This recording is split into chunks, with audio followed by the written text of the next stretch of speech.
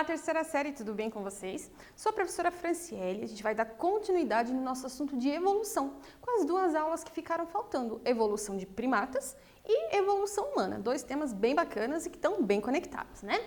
Vamos começar direto com uma notícia, vamos ler aqui junto. Teoria da evolução. Por que é errado dizer que viemos dos macacos e outras 4 questões sobre a nossa origem?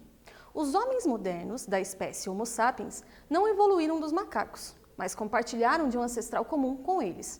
Um erro muito comum é pensar que viemos dos macacos. Esse erro faz com que muita gente negue a teoria da evolução, afirmou a BBC News Mundo o paleoantropólogo espanhol José Maria Bermúdez de Castro. Continuando aqui, é melhor afirmar que somos mais uma espécie da ordem dos primatas. Essa linhagem de primatas começa sua história evolutiva há cerca de 7 milhões de anos. Naquela época, um ancestral comum com os chimpanzés divergiu em 2 linhagens diferentes, provavelmente por razões climáticas. A linhagem que deu origem aos chimpanzés permaneceu no oeste da África. A linhagem que acabou dando origem à humanidade atual evoluiu no sul e no leste da África. Então vejam só, apesar de muita gente confundir a teoria da evolução, dizendo que a gente veio do macaco, não é bem isso, né? A reportagem está dizendo que, na verdade, a gente tem um ancestral comum. E na aula de hoje a gente vai começar a explicar a origem do ser humano, né? Vamos começar lá com os primatas e terminar essa aula na próxima aula falando da evolução humana, ok? Então olha só, evolução dos primatas, o que a gente tem de importante? A gente vai falar sobre como surgiram, quem são os primatas, as características principais, para poder compreender a base da evolução humana. Olha só esse desenho aqui, ele está mostrando para a gente de uma forma bem resumida, né, como surgiu a vida na Terra, o que aconteceu na Terra ao longo das gerações aí todas. Veja lá que a formação da Terra ali no centro está 4,6 bilhões de anos. A primeira forma de vida surgiu ali depois dos 2,7 bilhões de anos.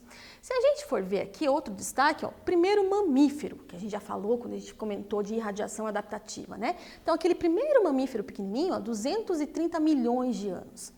Os macacos ali, os primatas, 36 milhões. E a nossa espécie, 1 milhão. Se a gente for ver, então, a gente é um bebê aqui na Terra ainda, né? Surgiu há pouquíssimo tempo.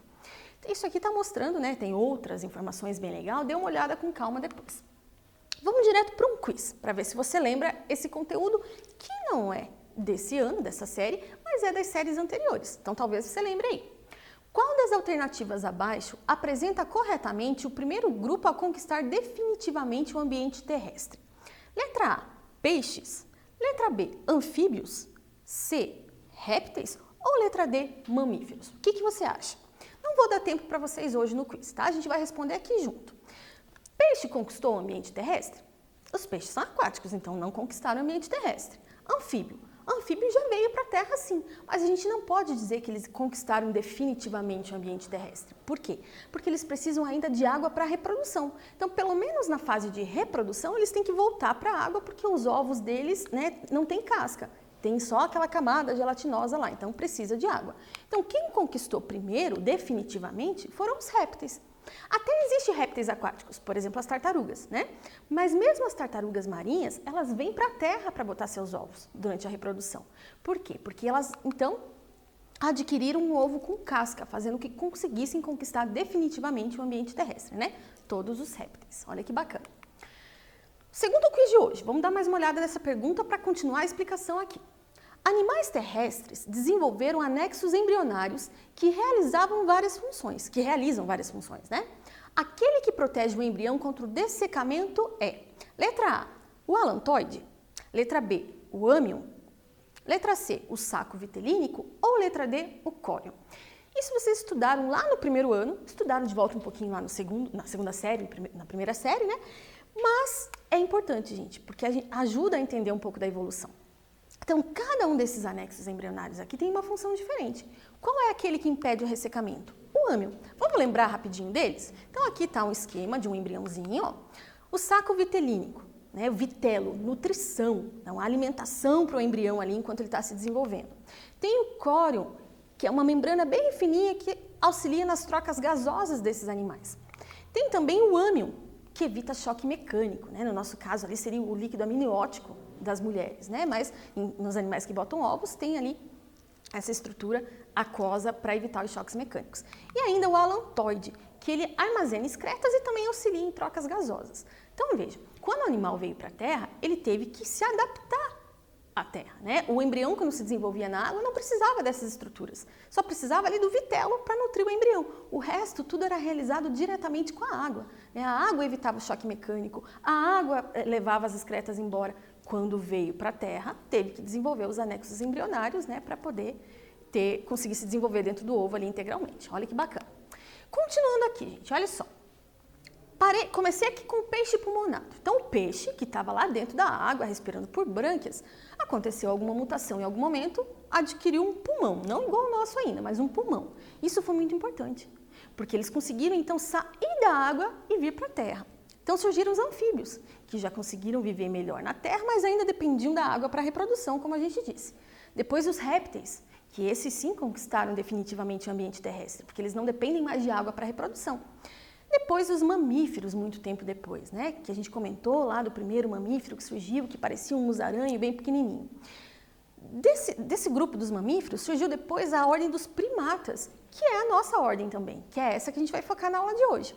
Depois ali os primatas terrestres, nossos ancestrais, e o humano. Esse humano bem bonitinho ali é meu sobrinho Joaquim, né? Então veja só quanta coisa aconteceu. E lógico que não é rápido, é milhões, bilhões de anos acontecendo, né? Olha só que legal, só acredito em evolução o dia que eu ver um peixe andando. Trouxe para vocês aqui essa imagem, olha que bacana, um peixe que consegue andar fora da água. Então a gente tem essas evidências, né, dessa transição da vida aquática para a vida terrestre, olha que bonitinho de ver. Primatas, então, quem são eles? Quais são as características? Então primatas, né, a ordem primata está dentro da classe mamália e surgiu há 270 milhões de anos. A ordem primata tem vários representantes. Aqui a gente tem os lores, que é esse bichinho bonitinho que eu estou mostrando para vocês. Os lêmures, que vocês conhecem por causa do Madagascar, principalmente, né? Os társios, os grandes primatas, macacos do Novo Mundo e macacos do Velho Mundo. Então a gente tem vários grupos diferentes de primatas. E o nosso está aqui dentro também. Olha que bacana. Primata. Então o primeiro primata que surgiu, acredita que seja esse bichinho aqui, bonitinho, lógico que não existe mais, que é o Purgatórius union, tá? Ele era pequeno, arborícola, ou seja, vivia em árvores e herbívoro. Surgiu ali os primatas, né, cerca ali de 65 milhões de anos. Nessa época, a temperatura do planeta estava aumentando. Estava havendo, então, crescimento de floresta, porque floresta gosta de altas temperaturas para se desenvolver. Então, estava mudando o clima na Terra, olha só. Então, planeta saindo de uma era glacial, seleção de características mais vantajosas para a vida na copa das árvores, que estavam aumentando de tamanho, inclusive. Então, foram a seleção natural atuando nessas características de seres arborícolas. Olha só aqui as linhagens que a gente tem de primatas. Está dizendo para vocês que está dividido em duas linhagens. A linhagem dos prosímios e dos antropóides. Quem são eles? Vamos ver aqui, ó. Prosímios, lêmur, lore e társio, que a gente já vai ver eles, tá? E ainda tem os antropóides, que está aqui o grupo dos macacos que a gente conhece geralmente, que a gente olha, nossa, um macaquinho bonitinho, né? A maioria deles está dentro do grupo dos antropóides, inclusive a gente lá no último ramo, perto dos chimpanzés, tá? Vamos para um exercício, para ver se vocês conseguem interpretar. Um exercício do Enem, gente, olha só que bacana para vocês verem como é que cai isso no Enem. Foi proposto um novo modelo de evolução dos primatas, elaborado por matemáticos e biólogos. Nesse modelo, o grupo de primatas pode ter tido origem quando os dinossauros ainda habitavam a Terra, e não há 65 milhões de anos, como é comumente aceito. Examinando essa árvore evolutiva, podemos dizer que a divergência entre macacos do Velho Mundo e o grupo de grandes macacos e de humanos ocorreu aproximadamente há quanto tempo? 10 milhões de anos? 40 milhões de anos? 55 milhões de anos? 65 milhões de anos? Ou 85 milhões de anos?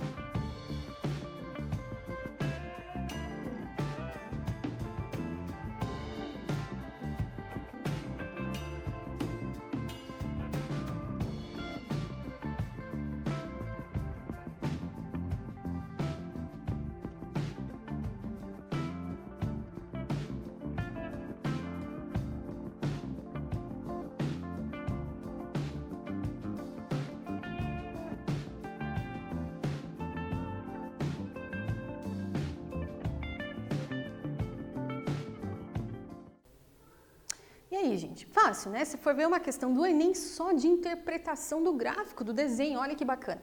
Tá perguntando pra gente quando que houve a divergência entre os macacos do Velho Mundo e o grupo dos grandes macacos e humanos. Ó, se a gente for ver, tá aqui, ó, grandes humanos e macacos do Velho Mundo. Então, aqui que houve essa divergência. Quanto tempo? Tá dizendo que cada espacinho desse aqui tá durando cerca ali de 10 milhões de anos. Então, se a gente for ver aqui, ó, grandes macacos e humanos, tá cerca de 40 milhões de anos. Então vejam, o Enem nem sempre cobra coisas muito difíceis. Às vezes é só prestar atenção na informação que ele já está te dando e você tem que interpretar. Bacana, né?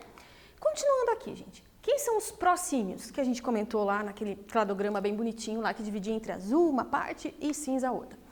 São os társios, olha só que bonito, um olho bem grande, né? O lores, que também tem um olhão, e os lêmures. Esses primatas, olha, eles surgiram na Europa.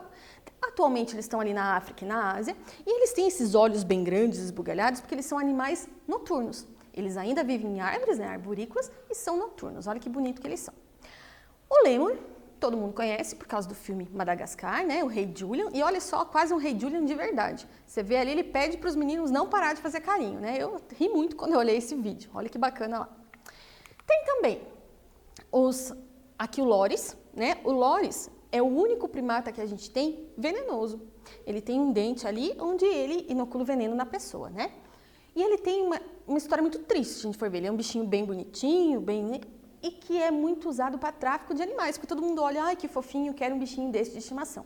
Esse tipo de animal não é para pet, né, gente? É lindo, bonito, mas de se ver na natureza, de se ver, olha só, ali parece ele com uma carinha de coitado, esses olhinhos ali, mas olha a situação, né? Muitos desses animais morrem, eles arrancam o dente onde tem o veneno, né, sem anestesia, então é muito sofrido. Não queira ter um bichinho desse, né? Só ache bonito e queira ver em vídeo, que é muito mais legal. Aqui a gente tem, mostrando também, gente, os macacos agora, os símios, né? Esses que são mais próximos da gente. Tá aqui os macacos do Velho Mundo, babuínos e mandris, grandes primatas, orangotangos, gorilas, chimpanzés e bonobos, e ainda os macacos do Novo Mundo, que é aqui a parte da América, como o macaco-aranha, mico-leão, sagui. Lógico que tem outros também, né? Eu coloquei aqui alguns exemplos só para você. Então veja só quanto grupo de primata a gente tem. Então eles surgiram ali há cerca de 55 milhões de anos lá na África, ok? Voltando aqui, ó, quais são as características dos primatas? O que todos esses grupos que eu mostrei para vocês, né, para vocês conhecerem, porque não é para ficar decorando nada, né, para ficar... O que eles têm em comum? O que eu posso dizer que é um primata? Vamos ver aqui, gente. Polegar opositor, então olha que legal, né? Todo primata tem o polegar opositor, que é uma característica bem legal. Presença de unhas e não garras, né? Os animais anteriores ali tinham garras, a gente já tem unhas, os primatas todos. Visão binocular, olha que bacana. Essa visão binocular, ela é importante porque ela auxilia melhor o animal a calcular distâncias. Para que o primata precisa calcular distância?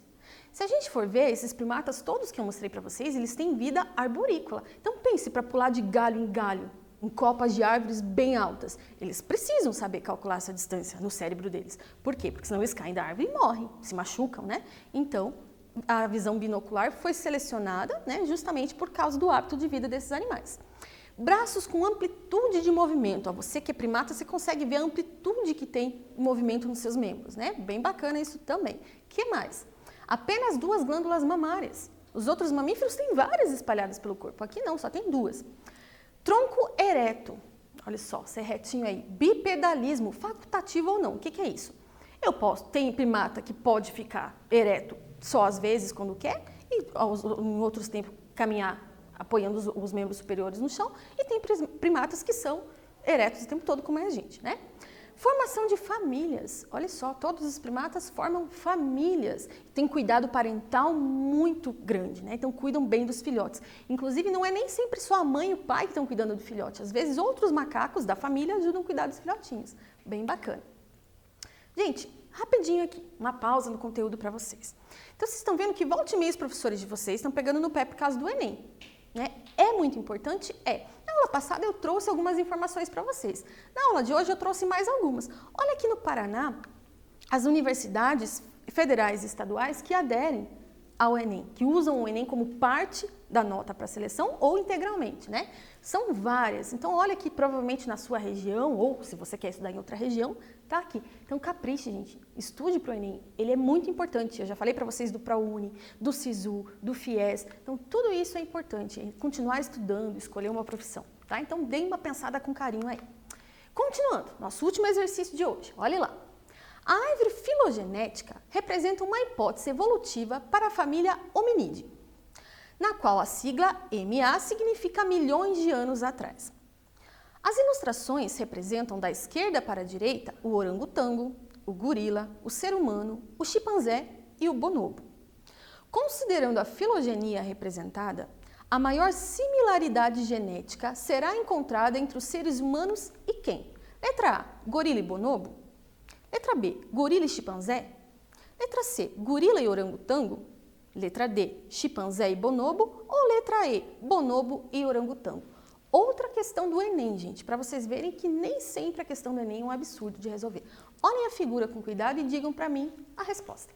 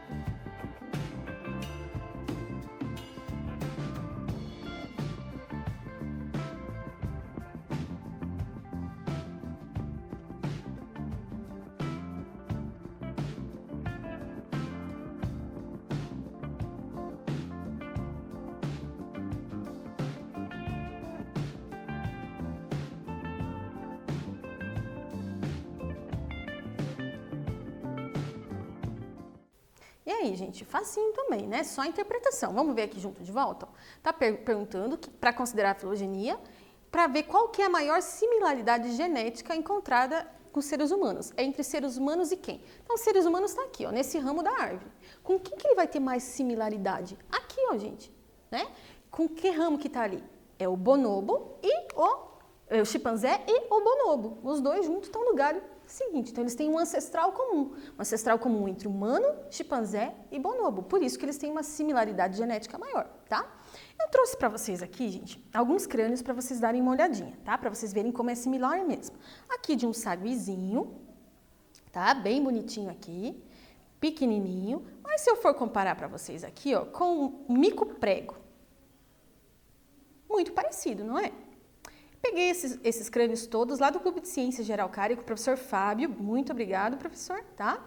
Mostrando aqui os dois. Vou mostrar mais um, do mico agora com o bugio vermelho. Ai, cuidado, porque a peça é bem frágil, né?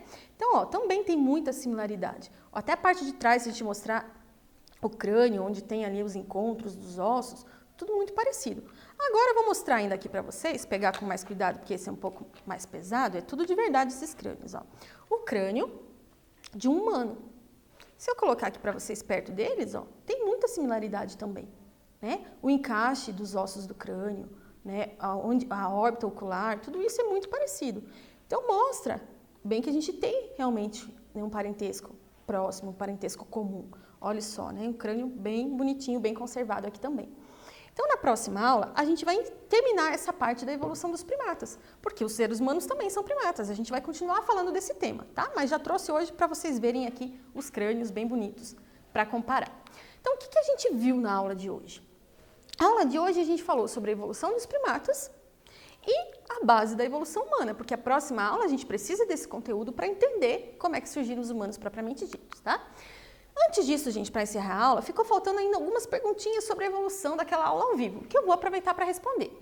Aqui, ó, não estou entendendo. Seleção natural e mutação estão ligados? O João Lucas de Moraes perguntou. Sim, João, por que está ligado? Porque o que acontece? A população está ali e sofreu uma mutação. Essa mutação, ela vai passar por uma seleção natural. Se essa mutação não estiver prejudicando o animal, ele vai ser escolhido, ela vai ser escolhida. Se estiver prejudicando, ela vai ser eliminada. Então, sempre a gente está ali à mercê da seleção natural, certo? Aqui ainda o Bruno Garcia da Silva.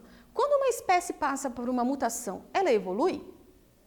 Não é bem assim, tá? Para a gente considerar a evolução, a gente tem que considerar vários anos, várias populações, várias gerações. O simples fato de eu ter uma mutação que me torna um pouco diferente de outra pessoa, não quer dizer que eu sou mais evoluído, que eu evoluí e ela não. Tá? Essa mutação ela tem que ser passada para os descendentes e permanecer na população. Ao longo de vários anos, aí sim, a gente pode dizer que está ocorrendo um processo de especiação. Tá? Então, a aula de hoje era isso, gente. Espero que vocês tenham gostado, que vocês tenham compreendido. Espero vocês na próxima aula. O que a gente vai fazer na próxima aula? A gente vai encerrar a parte de evolução falando de evolução humana, porque eu sei que é um assunto que vocês têm bastante dúvida também, tá? Façam os exercícios no Classroom, não deixe acumular. E outra, gente, prestem muita atenção agora, né, em tudo que vocês estão aprendendo para utilizar para o Enem. Tudo aquilo que vocês já aprenderam lá na primeira série, segunda série, ao longo da vida de vocês, vai ser importante nesse momento. Mas aproveitem, vou contar uma coisa para vocês. Esse terceiro trimestre a gente vai estudar bastante ecologia, que é o tema que mais cai no Enem. Então, olha que bom, já está tudo fresquinho na cabeça de vocês. Então, espero vocês na próxima aula para a nossa última aula de evolução. Até lá!